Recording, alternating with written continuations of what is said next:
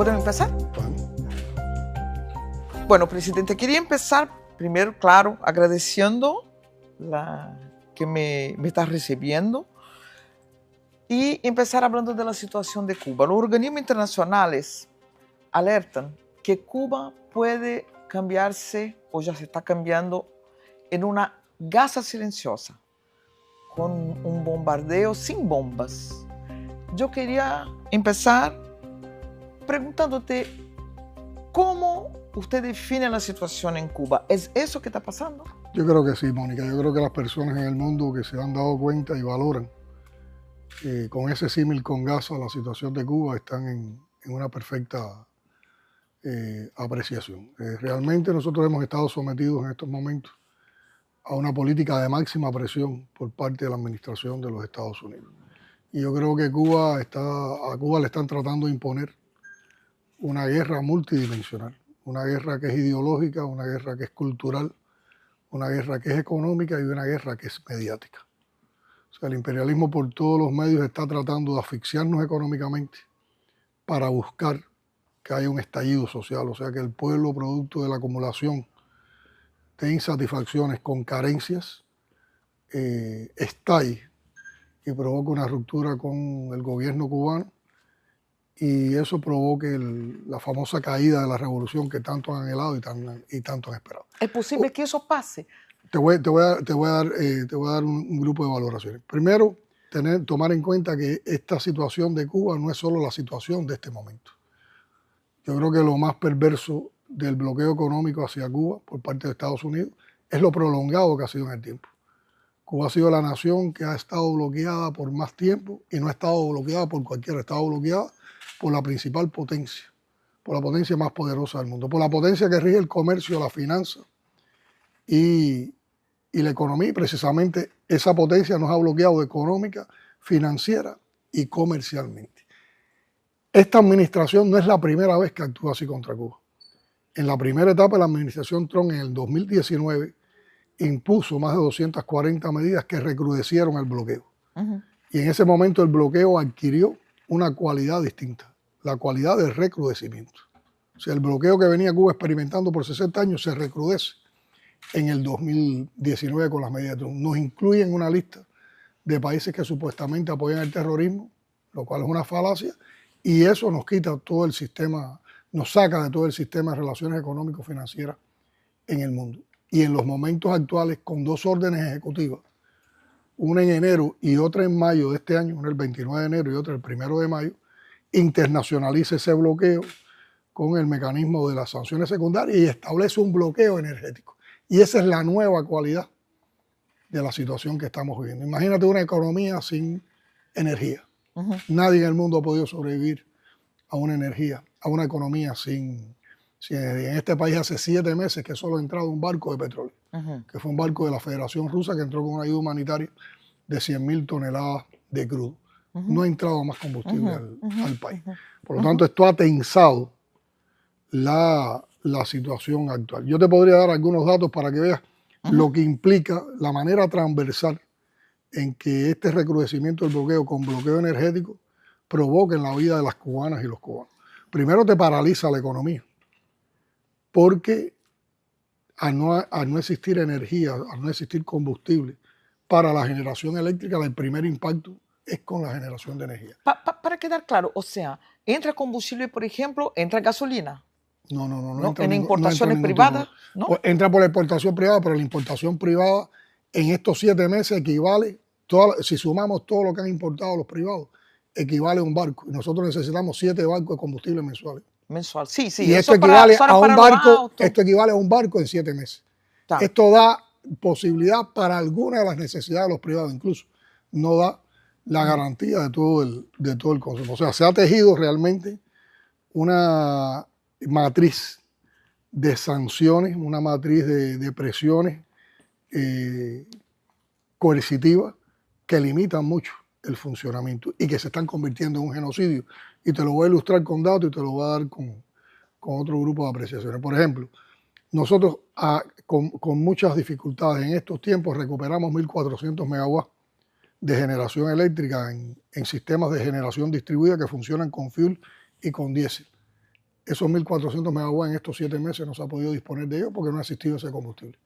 Eso significa que si nosotros hubiéramos usado esa capacidad de generación, los apagones tan molestos y tan largos que hay en Cuba se hubieran reducido a 3 horas aproximadamente al día, de manera diaria. Sin embargo, hoy tenemos apagones de más de 20 horas, de más de 30, a veces hasta de más de 40 horas, y además sufrimos los blackouts, que son cuando el sistema, por la inestabilidad que tiene, se desconecta completamente, que eso lleva días para su recuperación. Y por lo tanto, al haber ese déficit de generación eléctrica, se paraliza una parte importante de la economía.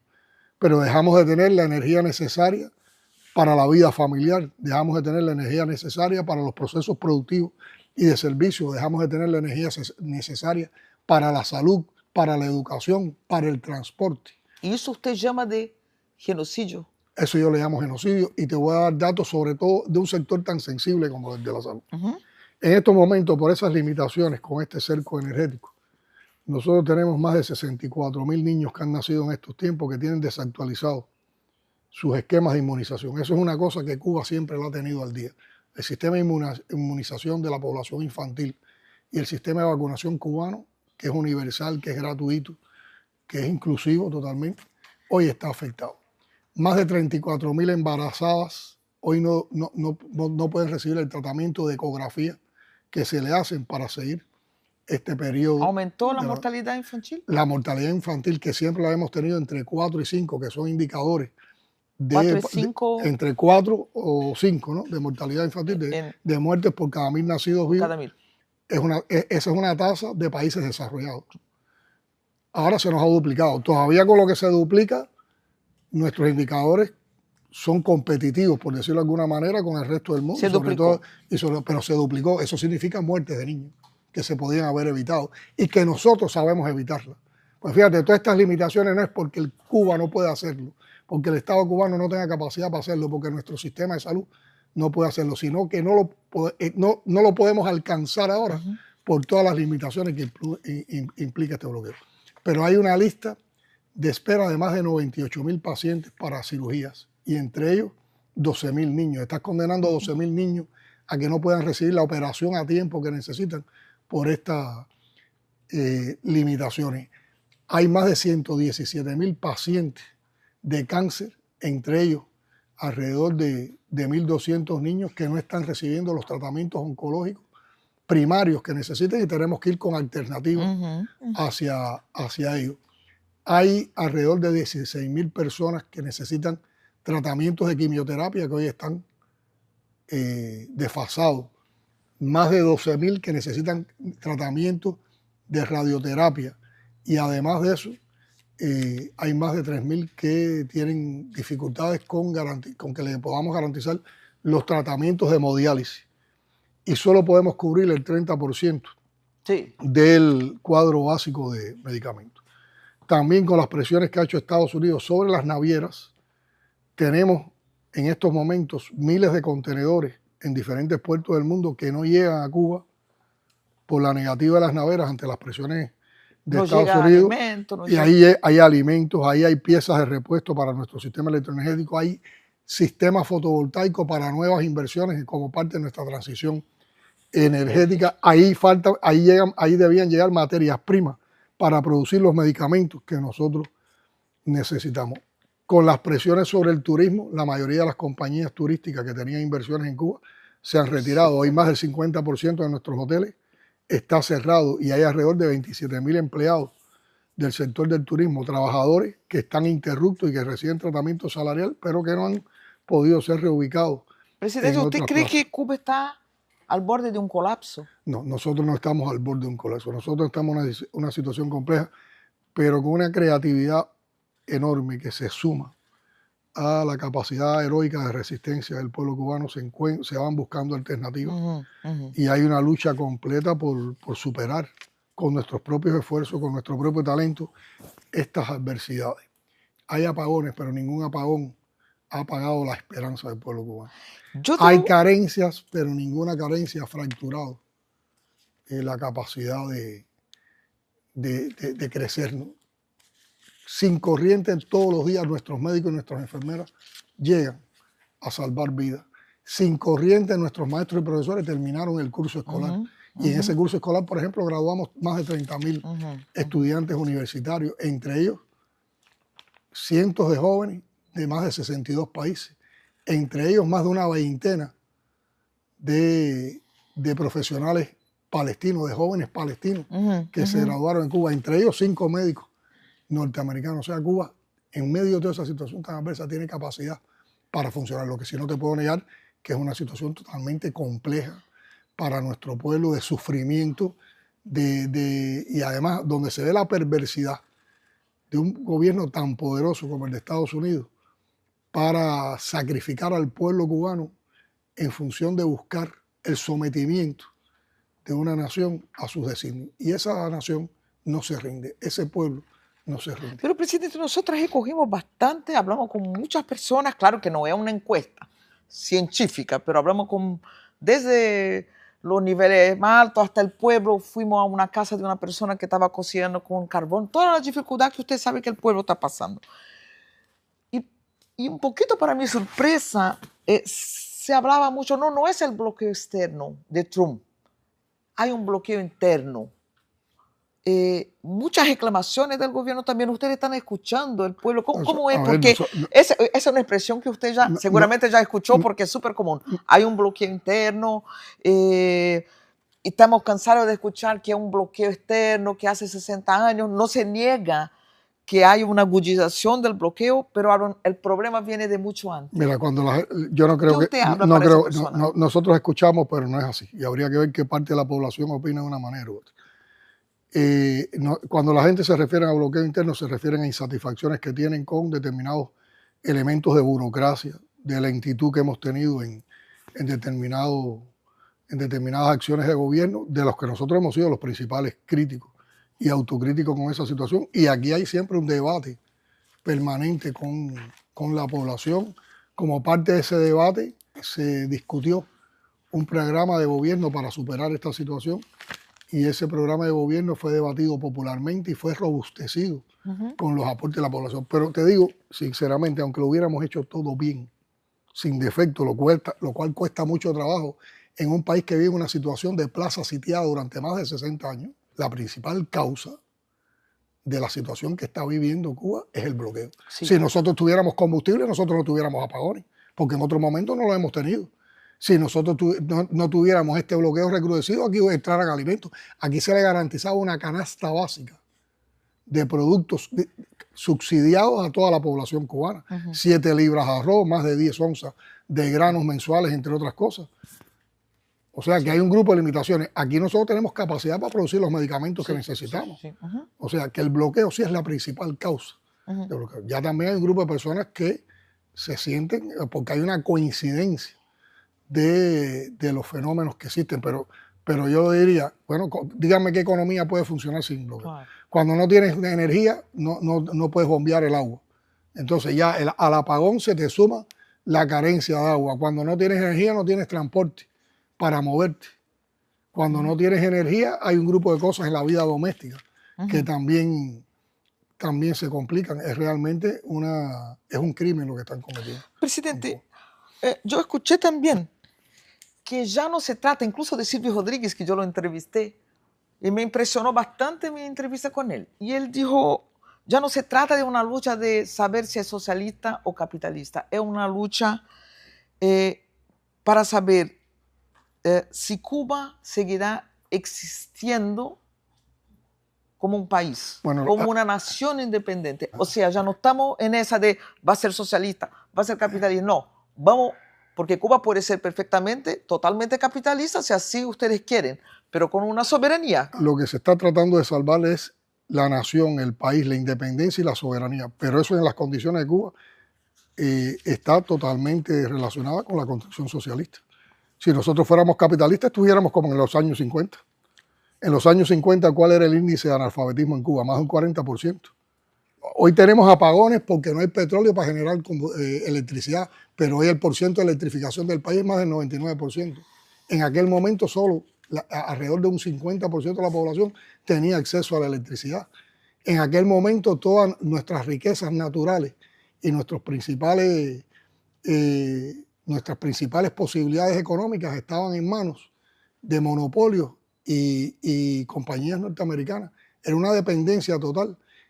La educación no era gratuita. Nosotros tenemos un sistema gratuito y universal de educación hasta la educación superior, un sistema universal y gratuito de educación, de salud pública que llega a todas las personas. La mortalidad infantil de aquella época bajó a 4, que es un nivel del llamado primer mundo.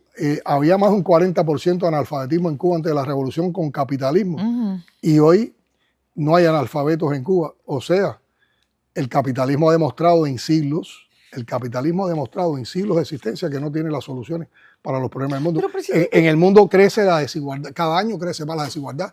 En Brasil mismo todo el mundo no vive bien. La mayoría no vive bien. La solución no ha sido el capitalismo para Brasil, pero déjame explicarte. La solución no ha sido el capitalismo para Brasil. Ahora, el socialismo lleva muy poco tiempo de existencia y al socialismo nunca lo han dejado que se desarrolle en condiciones normales. El socialismo cubano siempre estaba bloqueado desde que surgió. Entonces es muy cínico cuestionar un sistema cuando tú no has dejado que ese sistema se desarrolle a plenitud y lo has tenido bloqueado. Habría que entonces preguntarse, ¿por qué si somos tan incapaces? ¿Por qué si somos tan incapaces? Si somos tan torpes, si somos tan ineficientes, nos bloqueas. ¿Por qué me bloqueas? Si se supone que si yo soy tan ineficiente, nosotros nos vamos a caer por nosotros mismos. No, hay otra razón, el ejemplo de Cuba. Y ellos saben que Cuba, bloqueada, ha logrado solucionar problemas que no están resueltos hoy ni en Estados Unidos, en materia de justicia social. ¿Y qué sería de Cuba sin bloqueo? ¿Qué no alcanzaría este pueblo y esta revolución sin bloqueo? Entonces, el tema no es de capitalismo y socialismo, el tema es de soberanía e independencia, pero la soberanía y la independencia en Cuba está plenamente conectada, está indisolublemente ligada a la defensa socialista. Pero, presidente, podemos hablar que es Cuba socialista, porque, por ejemplo... Cuba está en un proceso de construcción. El socialismo nadie lo ha construido todavía. Sí, no, pero por ejemplo... El socialismo es un anhelo, es algo a lo que queremos lograr. Hoy es un ideal, es un camino al ignoto, como ha planteado el general de ejército muchas veces explicando. Nadie ha construido el socialismo plenamente. Se están en procesos de construcción socialista. Sí. Los procesos de construcción socialista implican ir transformando, como es el caso de nosotros, y cada país que construye el socialismo tiene sus peculiaridades. El proceso de construcción socialista va transformando las deformidades estructurales que en el caso de Cuba vienen de siglos de dominación colonial española y de décadas de dominación neocolonial norteamericana. O sea, que en siglos y en décadas ni el colonialismo, ni el neocolonialismo, ni la dependencia de Estados Unidos con capitalismo resolvió los problemas de Cuba. Y hubo una revolución triunfante el 1 de enero de 1959 que le dio la dignidad a este país y que cambió este país y que este país pudo avanzar. Y por ese avance, por ese ejemplo que ha significado y por la visión hegemónica, por la visión prepotente, criminal del gobierno de los Estados Unidos, le han aplicado esta política a Cuba. ¿Por qué no se la aplican a otros? ¿Y qué es lo que temen? ¿Qué es lo que temen de Cuba? Sí. ¿Por qué no nos dejan desarrollar? No es más justo y no es más posible llegar a resultados por una población cuando la salud es gratuita, cuando la educación es gratuita, cuando hay participación, cuando todo se reparte entre todos, cuando la riqueza se distribuye. Pero si tú me cercas y tú no me dejas producir y tú no me dejas crear riqueza, ¿cómo repartimos? ¿Cómo logramos justicia social? Pero, presidente, es verdad lo que usted está hablando. Hay un bloqueo para que el socialismo en Cuba no se realice. Si no vives en Cuba no puedes entender lo que es el bloqueo. Pero yo puedo... No entiendes lo que es el bloqueo. No entiendes las limitaciones que trae el bloqueo. No, pero por eso te pregunto a usted... ¿Tú podrías vivir con 20 horas de apagón? ¿Estás acostumbrado a vivir con 20 horas de apagón? No. ¿Tú sabes lo que hay que hacer para vivir con 20 horas de apagón? Pero usted... El socialismo sigue en Cuba. Y hay apagones por culpa de la revolución, y hay apagones por culpa del socialismo, o hay apagones por culpa del imperialismo. Pero, entonces, ¿de qué lado está la razón, Mónica? Pero ustedes están... No estoy hablando de razón, te estoy preguntando. Ustedes están enfrentando eso, lo que parece, con reformas capitalistas, o sea, hacer el capitalismo para salvar el socialismo. Aún hay socialismo en Cuba porque hay propiedad privada ahora, hay patrones y empleados, hay diferencias sociales muy grandes que se notan ahí por caminar. Yo no solamente caminé, yo hablé con las personas y pesquisé todo lo que se está pasando. Hay unas tiendas que tú compras en dólar, hay tiendas que se compran en pesos donde hay poca cosa. O sea, hay mucha diferencia social y ahora hay reformas que parecen que caminan al capitalismo. Quería oír a usted. A ver, primero, bueno, para contestarte Aún hay socialismo en te Cuba. tengo que remontar estamos en un proceso de construcción socialista. Mismo con reformas capitalistas. No hay reformas capitalistas. Déjame explicarte. Ujú. Primero, el socialismo defiende justicia social y nosotros seguimos defendiendo justicia social. El socialismo defiende la soberanía y la independencia y nosotros estamos defendiendo la soberanía y la independencia. Como nadie, porque la nuestra la han querido mancillar como nadie con un bloqueo que no ha tenido nadie en el mundo. Ahora bien, Fidel dijo, nosotros vivíamos en una burbuja. Años 60 y 70, campos socialistas, recibíamos 13 millones de toneladas de combustible de la Unión Soviética, que nos alcanzaba para todas nuestras necesidades. Pudimos desarrollar en esos tiempos toda una infraestructura industrial, todo un sistema productivo, lograr programas sociales de gran envergadura como los que la Revolución Cubana realizó. Y en ese momento se cae el paradigma del socialismo, se cae Europa del Este, se cae la Unión Soviética, se cae el socialismo y de inmediato se nos corta nuestras posibilidades de que sea más del 80% de nuestro comercio exterior. Y hay que introducir reformas. Y Fidel, ¿qué dice en ese momento? Que era, nadie puede dudar del pensamiento socialista. Fidel dice, los principios no se negocian, los principios no se cambian, pero hay momentos en que hay que hacer concesiones para poder proteger esos principios. Y en estos momentos, lo dijo en los años 90, en estos momentos que hay esta situación, hay que hacer concesiones para lograr mantener la revolución, para mantener el socialismo y para lograr la soberanía y la independencia del país. Y en esos momentos, ahí fue donde empezó la desigualdad social. Ahí tuvimos que abrir tiendas en divisas. Las tiendas de divisas no son parte de este momento, pero tiendas en divisas hay en el capitalismo. Ahí hubo que nos abrimos a la inversión extranjera. En Cuba no había inversión extranjera en esos tiempos. Inversión extranjera hay en todo el mundo capitalista. Y en los que construyen socialismo también en otras naciones en el mundo. Ahí un grupo de personas empezaron a diferenciarse no por lo que aportaban a la sociedad, que es un principio socialista, sino por lo que recibían en remesa desde los Estados Unidos, y eso empezó a crear una diferencia social. Todo eso nos tuvimos que abrir al mercado internacional. Todo eso provocó un nivel de diferencias sociales no deseadas y que en todo este tiempo no las hemos podido terminar. Ahora yo sí te garantizo que en Cuba hay menos diferencia social que en un país capitalista. La brecha entre ricos y pobres en el mundo y en el capitalismo es mucho más alta que la diferencia que puede haber aquí entre las personas que más ingresos tienen y los que menos ingresos tienen. Porque incluso los que menos ingresos tienen, los que están en esa situación de vulnerabilidad, están amparados por más de 32 programas sociales que apoya el presupuesto del Estado. Y eso es socialismo. En el capitalismo, esas desigualdades sociales no se resuelven. Es que sálvese quien pueda. Y aquí, incluso en medio de esta situación, se trata de llegar a esa gente con programas sociales. Y siempre se piensa, cuando se aplica una de estas medidas, que hay personas que creen que son capitalistas, cuando se aplica una de estas medidas siempre se tiene en cuenta cuál impacto va a tener esa medida en las personas que tienen más vulnerabilidad para lograr que no crezca con estas transformaciones que son necesarias, que no crezca esa desigualdad y que por lo tanto se atenúe. Ahora, uno de los principios que nosotros defendemos como socialismo, que es la justicia social, tiene que tener una base económica. Porque tú para tener justicia social tienes que producir riqueza social y esa riqueza poderla repartir con criterios de equidad. ¿Y usted cree que esa riqueza se produce con más facilidad en una economía de mercado? A ver, yo te preguntaría a ti, ¿cómo tú mantienes una sociedad socialista o un principio de construcción socialista cuando estás bloqueado por la principal potencia del mundo? Has estado bloqueado durante más de 60 años. Te han cortado ahora hasta la energía. ¿Qué haces? ¿Qué haces? Si tienes un sector privado, que porque sea privado no quiere decir que sea capitalista, porque aquí hay sector privado en toda la etapa de la revolución. Aquí más del 80% de la tierra siempre se trabajó por formas privadas. Lo que pasa es que han tratado de construir una narrativa sobre Cuba que desconoce la Cuba. Nosotros siempre tuvimos propiedad privada y productores privados en esferas como la agricultura. Eso existe en el periodo de tránsito del capitalismo al socialismo, pero eso no quiere decir que no son gente que participen con la revolución. Entonces tenemos un sector privado con el cual se puede romper parte de ese bloqueo.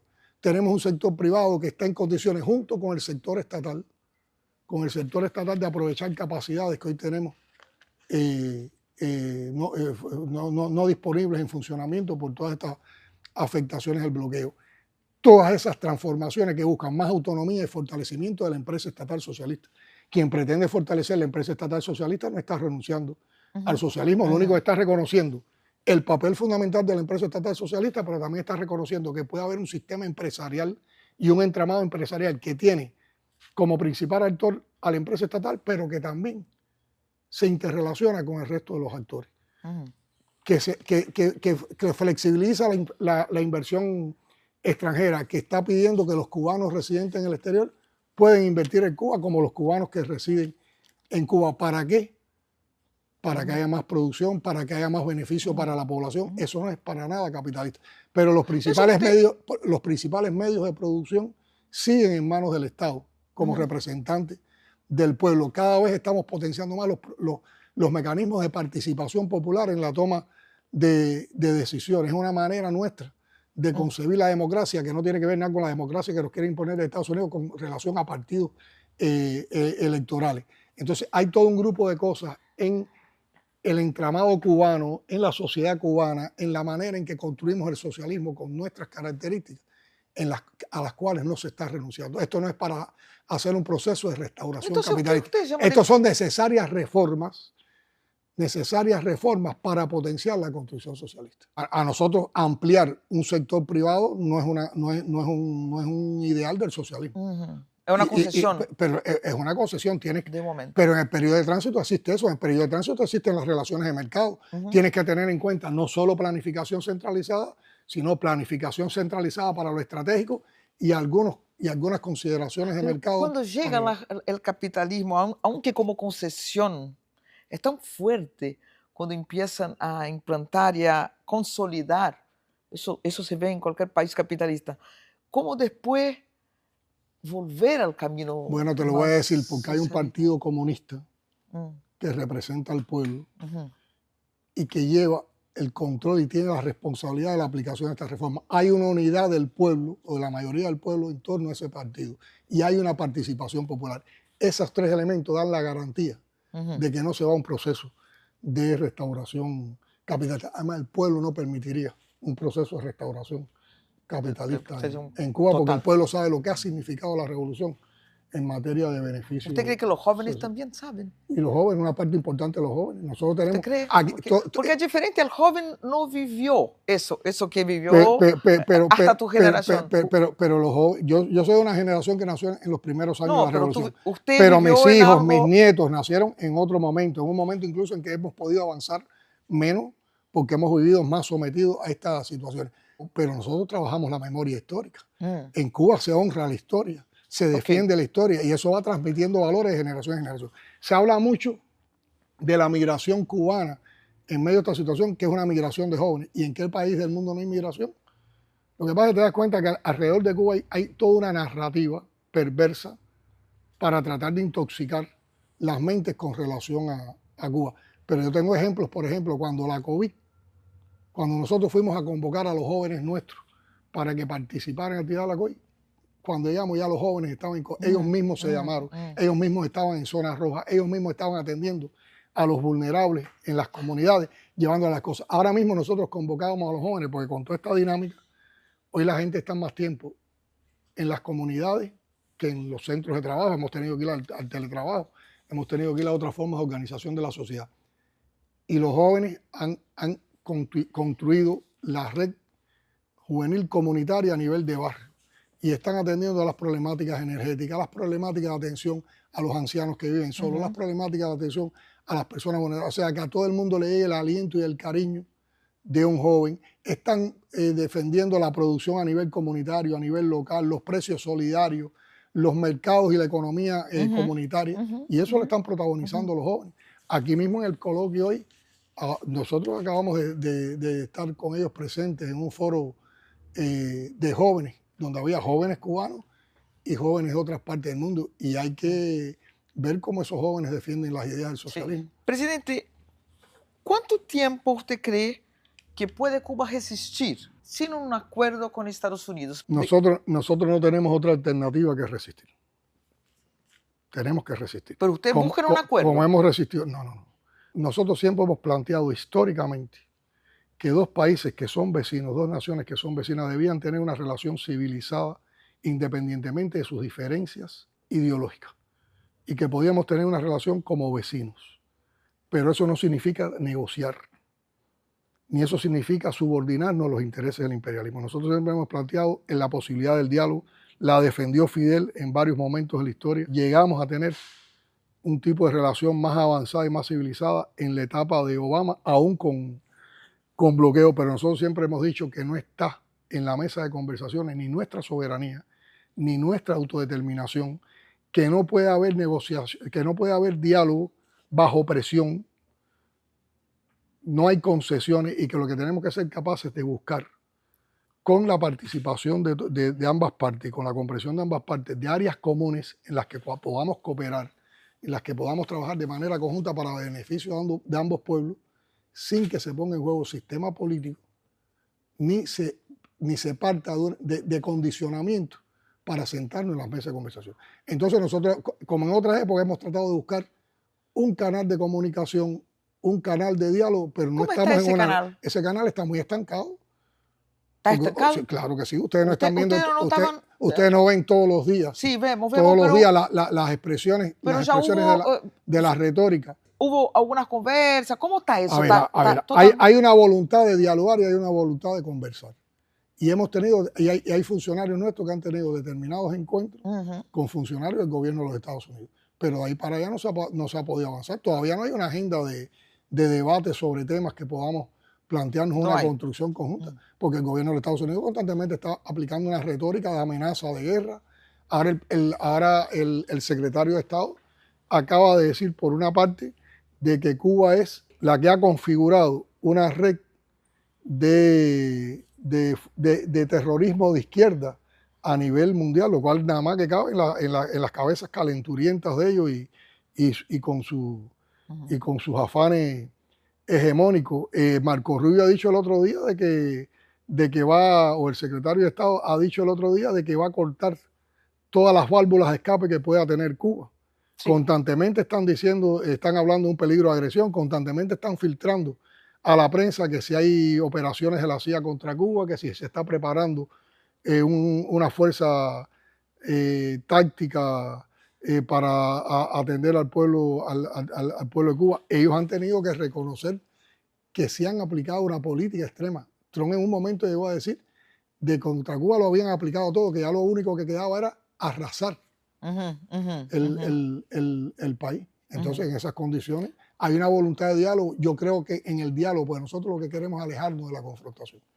Nosotros creemos que lo que merecen los pueblos cubanos y norteamericanos es una relación en la que puedan trabajar de manera conjunta, en la que puedan compartir cultura, historia, ciencia, tecnología, deporte, en la que pueda haber negocios en una relación bilateral. Me molesta mucho, te lo digo, de que constantemente la prensa y constantemente instituciones de los Estados Unidos lo que estén alentando es sobre la confrontación y buscando hasta dónde está la confrontación y no estén buscando cómo ir al diálogo, cómo defender la paz, cómo defender esos valores que son los valores verdaderamente universales. Presidente, usted sabe que las 176 medidas económicas, muchos las leyeron como ya una concesión a los Estados Unidos. Yo sé que usted ya contestó una cuestión así, pero como para Brasil nunca contestaste, te pregunto. ¿Fueron concesiones? Primero, Estados Unidos no nos puede pedir, Estados Unidos no tiene moral para pedirnos a nosotros concesiones. Pero no fueron concesiones. Ni nosotros estamos dispuestos a hacer concesiones a Estados Unidos. Las 176 medidas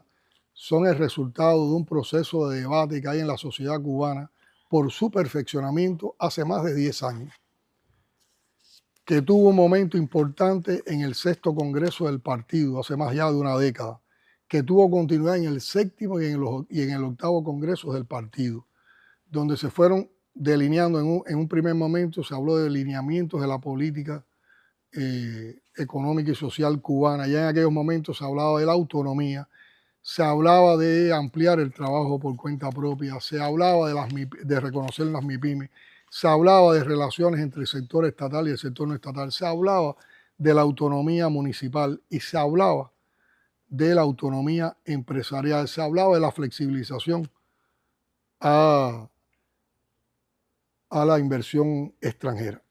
Y las circunstancias que nos fuimos moviendo, el propio debate alrededor de esto, la manera en cómo implementar, necesitaba una maduración de esas ideas. Y por eso se fueron perfeccionando. Ya en los congresos subsiguientes se llegó a concebir la conceptualización del modelo económico y social cubano, que también llevaba esto, y se logra elaborar las bases del Plan Nacional de Desarrollo Económico y Social hasta el 2030. O sea, algo ya en discusión. Hace años está en discusión, pero nosotros este año debíamos haber celebrado en abril el 9º Congreso del Partido. Y por producto de la situación que tenemos, tuvimos que posponer la celebración de ese Congreso, pero ya nosotros nos veníamos preparando. Por lo tanto, en la actualización de los lineamientos, en la actualización de la política económica y en la actualización de la conceptualización, estaban contenidos estos elementos. Pero a finales del pasado año, ya con estas ideas de transformación, se concibió el programa de gobierno para enfrentar los problemas estructurales de nuestra economía. Y ese programa económico a finales de año, a principios se sometió a debate popular. Ajá. Se enriqueció con ese debate popular y ahora lo que estamos haciendo es implementar el resultado que ha tenido toda esa etapa.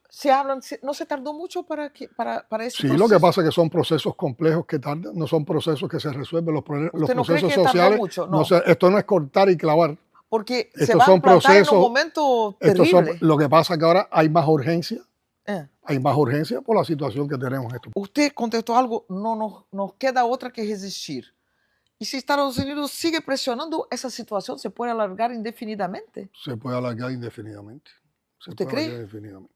Pero es que se alargaba más de 60 años.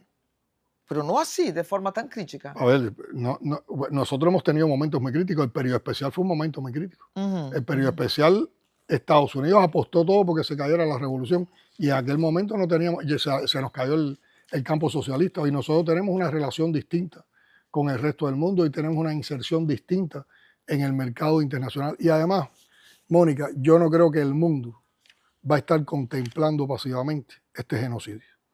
Yo creo que el mundo tomó conciencia del genocidio en Gaza y llegó tarde con la solidaridad a Gaza. Y la solidaridad con Gaza, que hoy sí es un compromiso que la gente entiende lo que está pasando en Gaza, no pudo impedir que 70.000 palestinos, entre ellos un 60% de mujeres y niños, fueran asesinados por la confabulación de Israel y Estados Unidos. Yo no creo que el mundo va a ser cómplice también de este genocidio silencioso que tú narrabas en tu primera pregunta, porque si esto se prolonga en el tiempo y si esto avanza es porque se lo permite el resto del mundo. Y el problema cuando se defiende a Cuba, y nosotros en eso tenemos un elemento de conciencia, nosotros no estamos pidiendo que se vea a Cuba por un problema de nacionalismo cubano, es que estamos convencidos de que lo que le puede pasar a Cuba hoy, que ya pasó en Venezuela, y que ya pasó en Gaza, le puede pasar a cualquier nación del mundo si permitimos que el mundo se rinda ante los designios de una idea tan ultraconservadora como la que defiende esta administración. Aquí está resurgiendo el fascismo y ya desde los años 40, desde la Segunda Guerra Mundial, sabemos cuáles son las consecuencias del fascismo, sabemos lo que es un holocausto. Eso es lo que está viviendo el mundo, el arribo de las ideas más ultraconservadoras, de las ideas más supremacistas, de las ideas más xenofóbicas, de las ideas más discriminatorias, de las ideas menos inclusivas. Y yo digo, el mundo se va a someter a eso.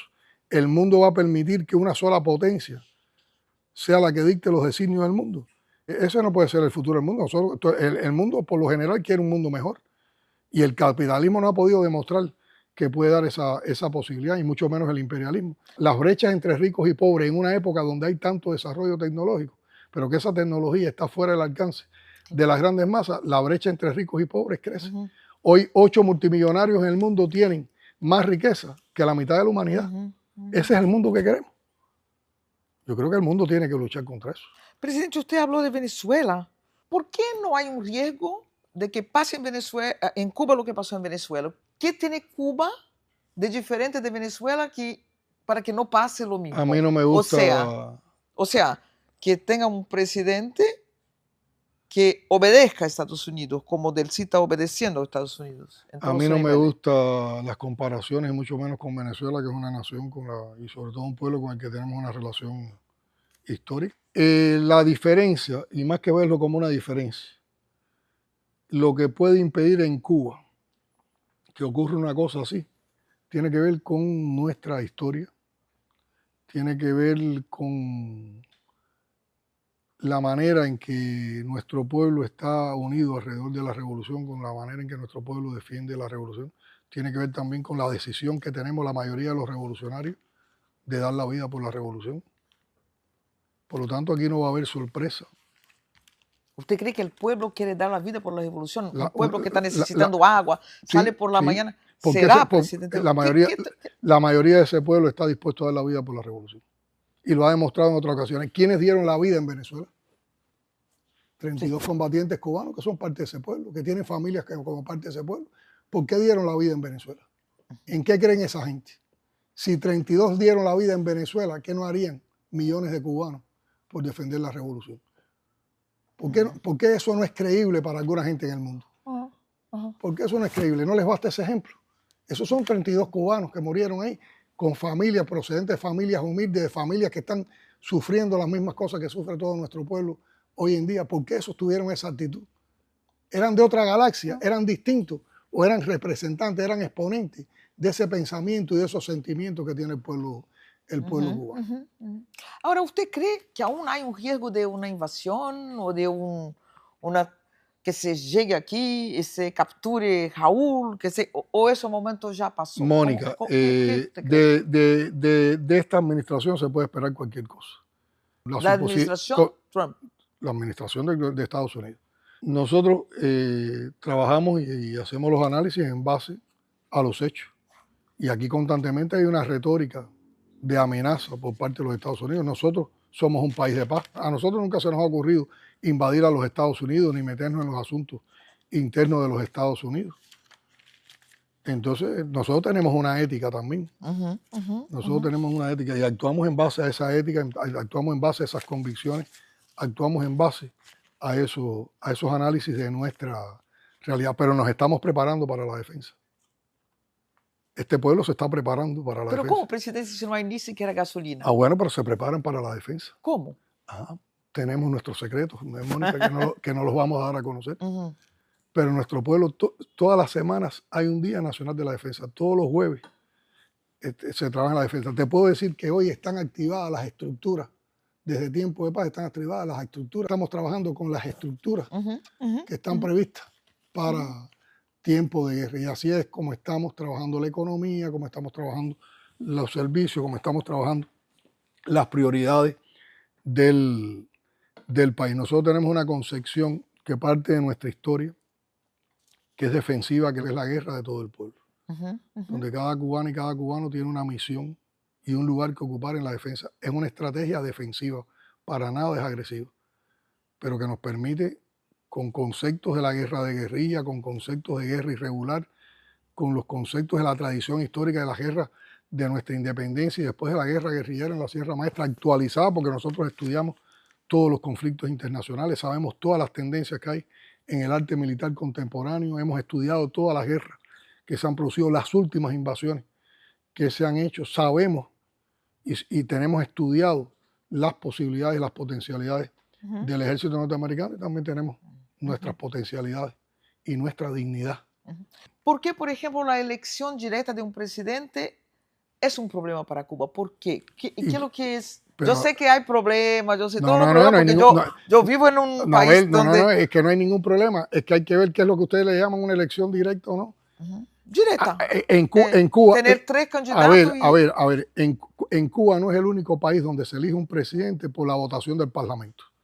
Eso pasa en Francia y pasa en otros países europeos. ¿Por qué les preocupa tanto Cuba? Pero tiene diversidad de partidos en Francia. Y hay democracia porque hay diversidad de partidos. A nosotros Trump nos aplicó un recrudecimiento del bloqueo con 240 medidas siendo republicano y Biden las mantuvo siendo demócrata. ¿Ustedes se creen el cuento ese en Brasil de que porque haya muchos partidos hay más democracia? Mira, hay democracia cuando las mayorías tengan derecho a la vida, cuando haya igualdad, cuando haya equidad, cuando haya derecho a la salud y a la educación, aunque haya 1 o 20 partidos. Todo eso es otra construcción que la ha impuesto el pensamiento capitalista, el pensamiento neoliberal al mundo. Aquí hay un solo partido, pero que trata de representar a todos los intereses de todo el pueblo cubano y cada vez trata de ser más democrático, de ser más de proponer la participación. Nosotros, por razones históricas, no aceptaríamos un partido que represente los intereses de Estados Unidos en Cuba. Como Estados Unidos no aceptaría que nosotros pusiéramos un partido que represente los intereses de Cuba en Estados Unidos. Pero te voy a decir más, porque ustedes tienen una concepción, o bueno, lo que se habla de Cuba con las elecciones, tergiversada. En Cuba, cualquier persona que llegue a la Asamblea Nacional, al Parlamento cubano, tiene que pasar por un proceso de selección de bases, donde las masas eligen a sus representantes. Y esos representantes que elige la masa, por ti no vota toda Cuba como presidente, pero una parte de Cuba en tu distrito electoral sí vota porque tú puedas ser diputado. Y si tú no puedes llegar a ser diputado, no puedes ser después propuesto para presidente. Y eso sí tiene una votación popular de cientos de miles de cubanos en cualquier lugar. Ahora, no lo proponen partidos, los proponen la gente, los proponen las organizaciones de la sociedad civil cubana. ¿Quiénes son? ¿Cuál es la democracia que hay? ¿Y cuáles son la gente que realmente, cómo se creen ese cuento todavía? De que las masas son las que eligen al presidente, por ejemplo, en Estados Unidos. ¿Quién hace las candidaturas del Partido Republicano y el Partido Demócrata? Las hacen las masas, las hacen los contribuyentes, las hacen los votantes, las hacen los miembros del partido. No, las hace una élite de cada partido. La élite del Partido Republicano, que son unos pocos, y la élite del Partido Demócrata, que son otros pocos, proponen quién puede ser el candidato, quiénes van a ser los candidatos. Y esos candidatos tienen que tener un soporte económico financiero. Por lo tanto, no es una elección de representación popular, es una mentira. No es una elección de representación por méritos ante la población, es una elección de personas que tengan capacidad financiera para ser apoyados para una elección. Ahí empieza la distorsión y ahí empieza la mentira. Pero en Estados Unidos el que más votos por el que más votos tenga no es el que sale elegido presidente, eso tiene que ver con la construcción esa que tienen de votos por estados y todo eso. Y en Cuba el Partido Comunista no es un partido electoral, no se dedica a las elecciones. Es un partido para dirigir la revolución, pero no es un partido electoral. Habría que, si comparáramos, y eso para eso tendríamos que dar otra entrevista más larga, y para poder argumentar con datos, con comparaciones, ¿dónde hay más democracia? Si en los Estados Unidos o en Cuba.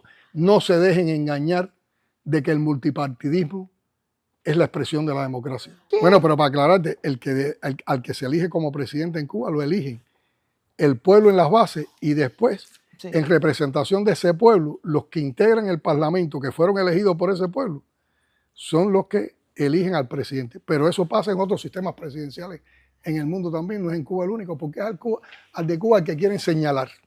¿Por qué es al de Cuba el que quieren señalar? Presidente, ¿por qué prender personas que protestan? ¿Y en qué lugar del mundo no hay gente que protesta? No hubo prisión. ¿Cuándo la gente protesta? ¿Por qué la gente protesta en el mundo? Cuando siente insatisfacción. Sí, económica. ¿En qué lugar del mundo no hay insatisfacciones económicas? Sí. ¿Y por ¿Cuál es la diferencia que hay en Cuba? Bueno, primero aquí la gente, por lo general, cuando hacen reclamos, lo hacen ante las instituciones del Estado y del partido, porque tienen confianza en esas instituciones. Y van y hacen los reclamos y se les atiende y no se les reprime. Ahora, la política de subversión ideológica contra Cuba del gobierno de los Estados Unidos, que dedica una parte del presupuesto, o sea, del dinero de los contribuyentes norteamericanos, se utiliza para acciones subversivas con Cuba. Y aprovechan los problemas a los que ha llevado nuestra sociedad como parte de ese bloqueo y le paga a gente para que en Cuba promueva reclamos sociales, pero que ya se realizan cometiendo delitos y convierten el reclamo social en hechos vandálicos. En hechos vandálicos, en un asalto a un mercado, en el asalto a una propiedad estatal. Y entonces ahí, como fuera en cualquier país del mundo, se aplica la ley. Pero sin embargo, el caso cubano es irrelevante. No hay protestas en Estados Unidos. en Estados Unidos en estos tiempos en las universidades se han producido las protestas más grandes después de la guerra en Vietnam por la causa palestina. La han hecho jóvenes universitarios y los han masacrado. Y contra ellos ha actuado la policía de manera brutal, contra los negros en Estados Unidos. Cuando reclaman sus derechos, hay reclamos.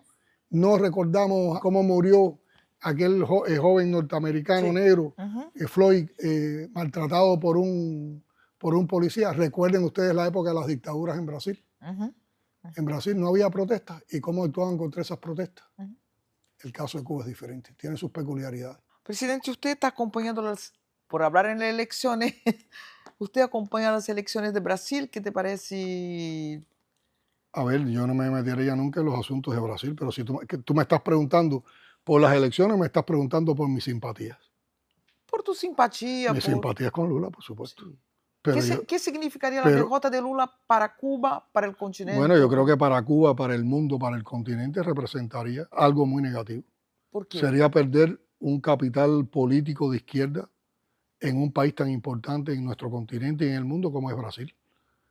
Lula es un hombre que ha luchado por los derechos de los brasileños. Lula es un líder a nivel internacional, Lula es un líder continental, Lula es un líder que planta ante los Estados Unidos.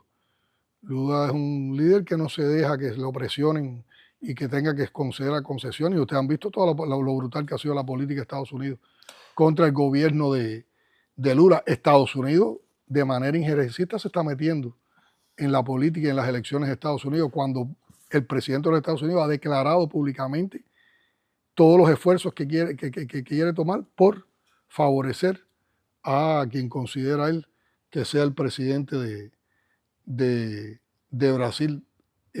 Hay toda una apuesta imperialista, porque saben lo que significa Brasil y saben lo que significa Lula, a que en las elecciones en Brasil no saliera Lula presidente. Lula ha jugado un papel también con Brasil, representando a Brasil en los BRICS, y los BRICS son otra alternativa para la hegemonía imperialista. Los BRICS es un bloque que ofrece otras posibilidades para los países del sur, es un bloque inclusivo, es un bloque que plantea como un principio no dejar a nadie atrás, que da otras posibilidades de cooperación al sur global, y todo eso se vería muy mellado, se vería muy afectado si no se lograra esa victoria en Brasil. Y yo creo que ustedes, los brasileños, son los primeros que han sufrido eso. Tuvieron otro gobierno de Lula, tuvieron un gobierno de Dilma y después tuvieron un gobierno de derecha que causó bastantes problemas en Brasil y donde Brasil retrocedió en un grupo de conquistas que había tenido para el pueblo brasileño. Ustedes son un país que sufrió dictadura y hay que estar muy atento, Mónica. Recuerda que los Estados Unidos han revitalizado al cabo de 200 años la doctrina Monroe. Y la doctrina Monroe plantea que América es para los americanos. Es el tratamiento con un desprecio total a nuestros pueblos de América. Es el tratamiento con un desprecio total a nuestras identidades. En lo personal, ¿cómo la crisis afecta? ¿Usted queda sin luz? ¿Cómo está la vida del presidente de Cuba? Nosotros vivimos como parte de nuestro pueblo.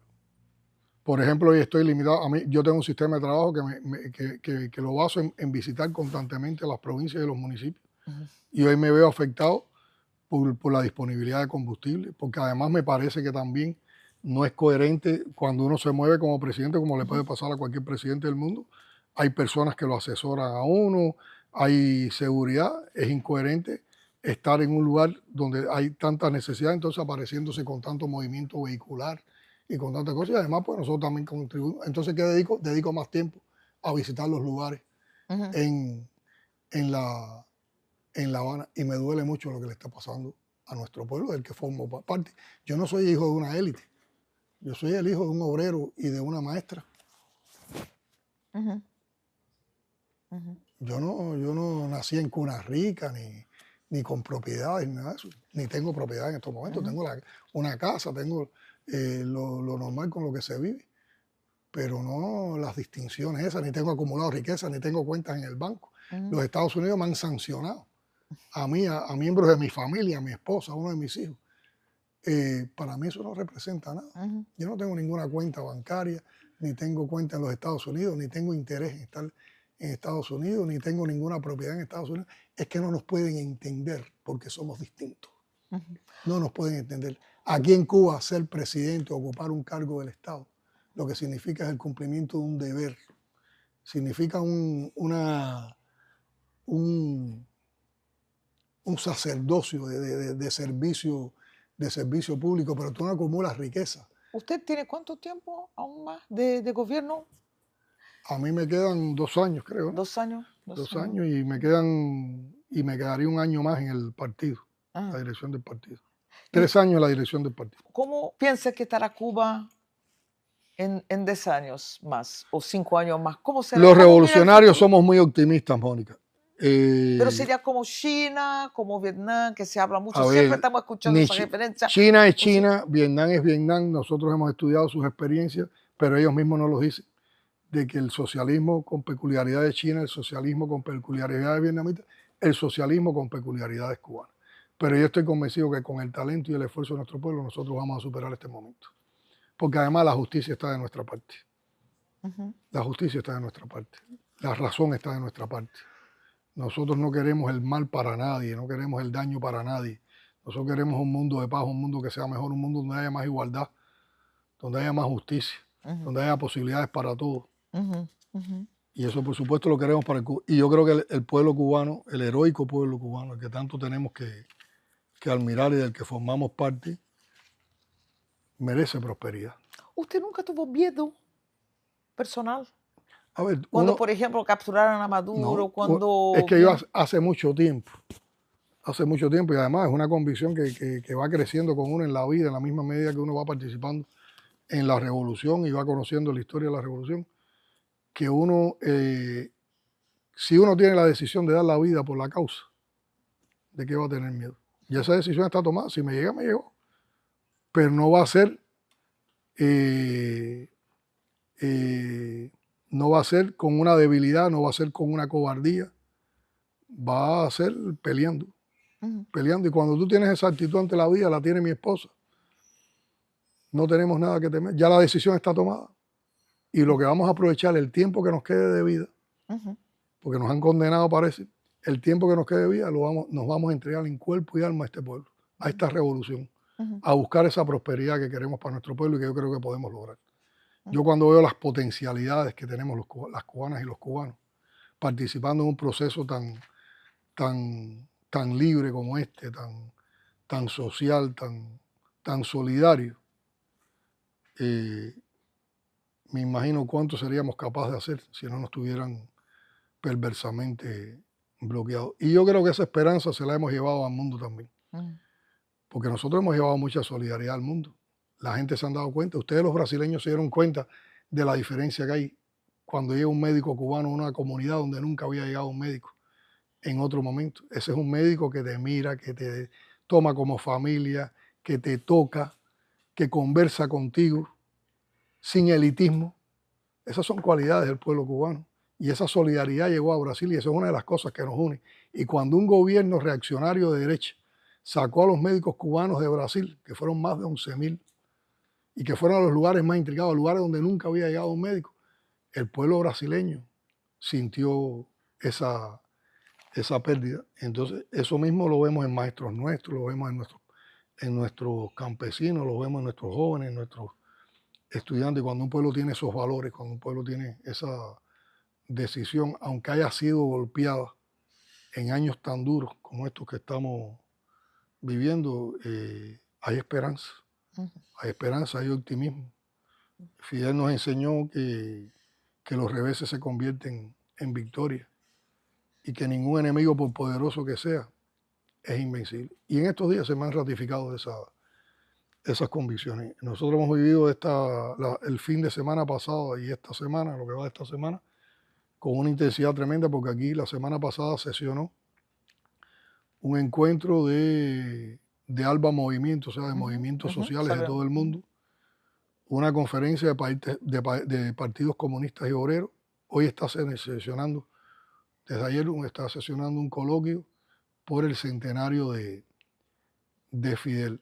Y hay que ver la cantidad de personas que han venido de diferentes latitudes, de personas humildes, de personas que son verdaderos representantes de su pueblo, de jóvenes que abrazan las ideas del socialismo, que abrazan y reconocen el legado de Fidel, que están planteando ese legado de Fidel como lo posible, como lo necesario, como la luz, como el paradigma para el futuro del mundo.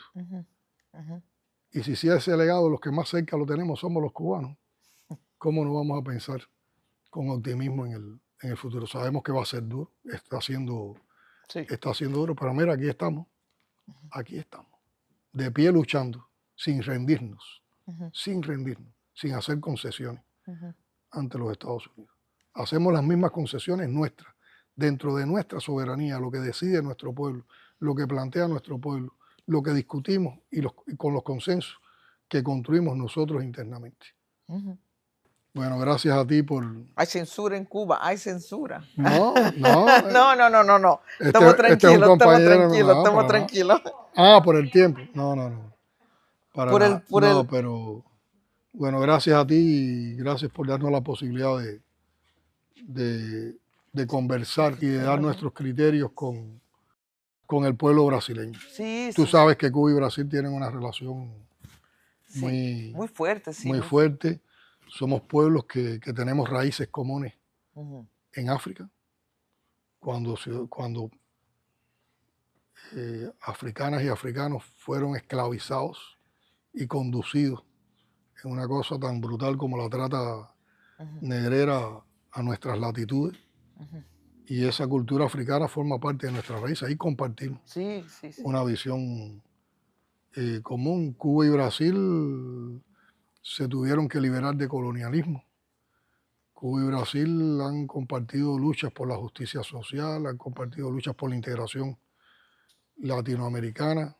Hay una estrecha relación de Fidel con figuras importantes de la política y la cultura brasileña, Niemeyer, la relación con Beto, que fue una relación bellísima y de una inspiración tremenda. Además, Beto tuvo la posibilidad de dar la verdadera concepción de Fidel y aclarar la verdadera concepción que tenía Fidel desde su punto de vista humanista sobre la religión. Yo creo que se convirtió en algo universal, pero a nosotros nos une nuestra cultura, nuestras raíces, nuestra música, el son y la samba, la nueva trova con el movimiento de canción brasileña, Silvio y Chico, Gilberto Gil. En casa una vez nos lo regaló ese video, nos lo regaló Chico, un concierto bellísimo donde María Bethania y Omar Aportondo comparten juntos la escena.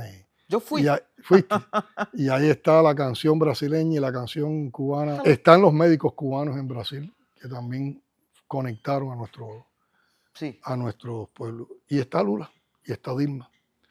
Y está Lula, que ha tenido una posición de respeto hacia Cuba, de defensa a Cuba. Lula internacionalmente ha defendido a Cuba. Lula ante el gobierno de los Estados Unidos ha defendido a Cuba. Nosotros constantemente recibimos muestras de apoyo del gobierno brasileño, del pueblo brasileño. Aquí hay muchos brasileños hoy participando en estos eventos. Y yo veía con qué cariño saludan cuando uno pasa al lado de ellos. Siempre se identifican, no, Brasil, soy de Brasil. Y nosotros tenemos con el gobierno brasileño varios acuerdos que se van implementando en las áreas de la producción de alimentos, en el área energética, en el área de la salud, la educación superior, la ciencia y la innovación. Y seguimos defendiendo la integración latinoamericana, seguimos defendiendo que hay un mundo mejor. Estamos junto con Brasil en los BRIC. Y yo creo que hay una relación entre pueblos que es indestructible. Para ese pueblo brasileño, un abrazo.